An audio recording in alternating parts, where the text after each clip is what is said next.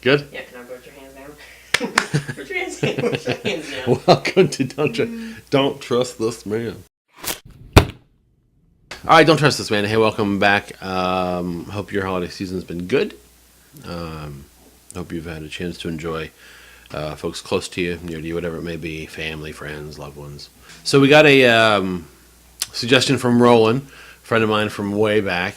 His question was, how has the church in America, I think the American church, gotten so far away from what the church looked like in the book of Acts, in the Bible, New Testament, written by Luke. In the second chapter of Acts, after Luke talks about the day of Pentecost when the Holy Spirit descends and the church is baptized and all that stuff. The latter part of the second chapter, we read about how in the early days of the church, they were constantly kind of adding, I think it says they added folks to their numbers, they added people to the roster, so to speak, and people would just kind of hang out and go from house to house. They'd talk about the disciples' teachings, and they would bring all the things they owned or the money they had and put it together. They'd have it in common. Interesting, right? Communists. Anyway, they had it all in common, and then they would give it out as people needed it, people in the church. So you get a sense. I think this is what Roland is after, not the communist bit, but you had the sense of vibrancy. There was a lot of life, and they were growing, and there's a famous passage, I think it's Peter, who tells someone, he says, someone asks him for gold on the way to the temple, and Peter says, I don't have any gold, I don't have any money, but you can be healed. That's something I can do for you. So anyway, there's a lot of stuff happening, and I suppose Roland is curious why we don't see that sort of power in the church today, when we probably do see a lot more fragmentation and fussing and all that stuff. And Roland, I'm not sure I have a really great answer for you.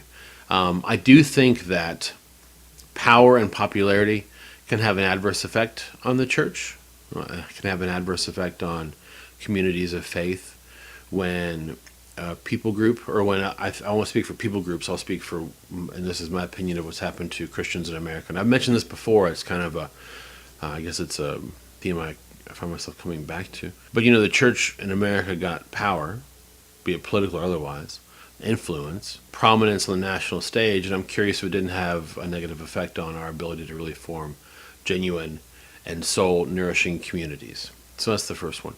Well, actually, when I was thinking about your question, I thought the question was, what's wrong with the church today? And my answer to that, more simply, was you.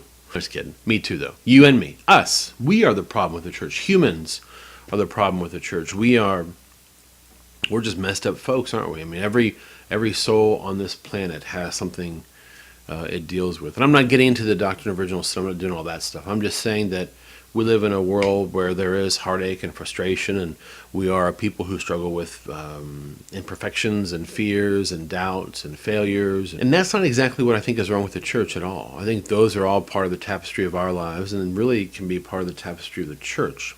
I think what could be one of the things that is wrong with the church is we are afraid to embrace, in a sense, our own humanity. We are afraid to be honest about the fact that we're a broken people. But if you watch Christian TV, you see a lot of people who are dressed really well, and they have really nice smiles and really white teeth, and it's all about how Jesus can make us the biggest and the bestest and the beautifulest and the wonderfulest. And Jesus did promise really great things for us, and some of those things are for now, some of those things are for later, but the reality is, and Luther said it this way, simul justus et peccator, Latin. We are at the same time a sinner, and we're justified even while we're a sinner. So in other words, even as we are becoming who we were meant to be, we are still not quite there.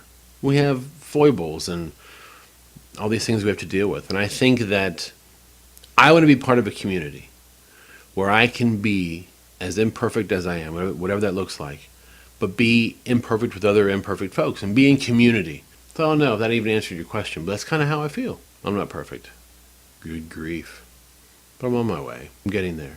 And I don't want to be around other folks who pretend to be perfect, because that's what they think the world needs to see. I want to be around folks who are just broken, but we're walking the same direction towards wholeness. Aw, that was a good line, wasn't it, Joe? Tear. Listen, we're excited about the new year here at the Don't Trust This Man family. We're excited for the things we have in store for you guys. I will continue to be just as adorable as I am. Keep telling us what you want us to talk about. Visit our YouTube page and check out our Facebook page also. I Don't Trust This Man. Until we are again